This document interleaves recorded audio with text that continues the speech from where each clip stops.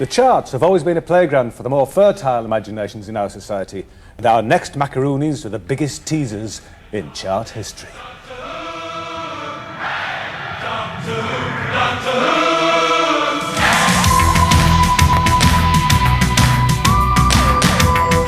Bill Drummond and Jimmy Cauty were basically sort of art punks in the 80s. They sort of hung out with the Teardrop Explodes, and they're all part of this sort of Liverpool scene. But they were the situationists. They were the ones that would come up with all of the just madcap ideas and just decide, let's go and do it, yeah. For me, they're just taking the piss the whole time. You know, they just try these mad ideas and put it together, and it just works. Without caring if you got the joke or not, the two musos picked up on the current trend of sampling in dance music, took it to its extreme, and came up with a simple formula for having hit records.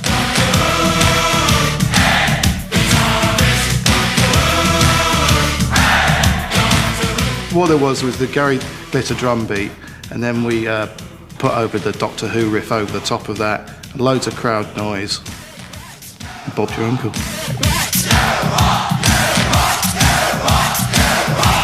It could have been anything, really. It could have been Charlie's Angels and David Bowie, or it could have been Metal Mickey and The Sweet or something, and it still would have worked. Bill and Jimmy then wrote The Manual, a step-by-step guide of how to take bits of other people's music and turn it into a number one all of your own. Drummond, Cauty and Waterman, although you'd never think they're in the same ballpark, I think they are, and I think Waterman's got that formula in his head. He just does it in an incredibly commercial way, whereas Bill and Jimmy were doing it in a really playful way. Bill Drummond is a very, very clever marketing guy. He may think he's alternative, and he was a friend to the journalists, and all the journalists bought it, but at the end of the day, there was nothing between, you know, there was no difference between that and Kylie Minogue, in any shape or form. KLF is gonna rock you. With 2 number ones and 4 top 5 hits, the KLF announced in their own inimitable style that they were leaving the music industry at the very height of their popularity. All right, for the first time ever on the Brits, after thousands of votes had been cast, congratulations, the KLF. They both announced, wouldn't it be a great idea to spray the audience with pig's blood? And I just went, you're joking, aren't you? This is television freedom.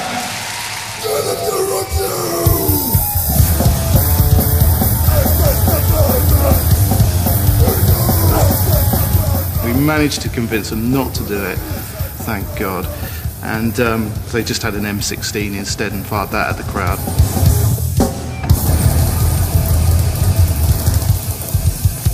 Once you've done one prank, go and do something else. It's just about the ideas, really, and grabbing people's attention and keeping it long enough to have a number one, and then going off and doing something else.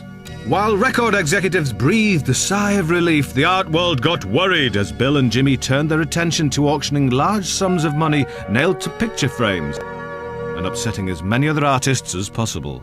Just before being picked as Best Artist of the Year, with a cheque for £20,000 to back it up, Rachel Whiteread learnt that she had also been singled out as Worst Artist of the Year in an alternative award funded to the tune of 40 grand by the K Foundation, set up by the former rock group KLF as a bizarre and pricey comment on the state of contemporary art. Can we hear it for Rachel? Bill and Jimmy then went one step further. They took £1 million from their bank account, flew to a remote part of Scotland and burnt it. I went along with them as a witness, so I didn't have to write an article about it. They didn't tell me to write an article. I wasn't working for them. I did write an article for The Observer, but I was put in a position why would anyone believe me?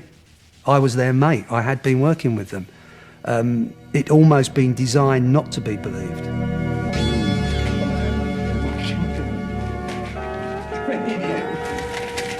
And then they made this film of KLF burning £1 million, and they took it around and showed it to people, and just sort of so people could ask them questions.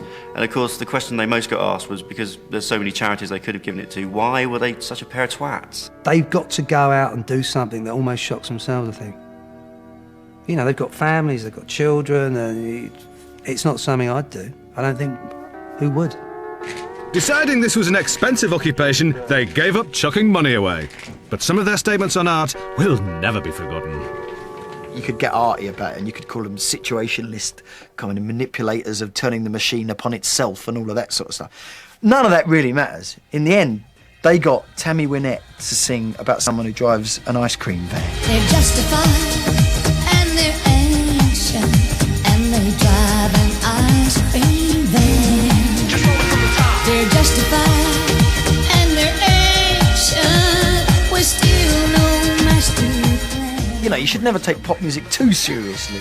And they took it seriously and grinned at it at the same time, which is kind of a fantastic combination. Bill Drummond's a very bright guy and Jimmy is a superbly talented kid. So between them, they knew exactly what they were doing. Completely mad, genius, very funny, and I miss them. And I think pop music misses them.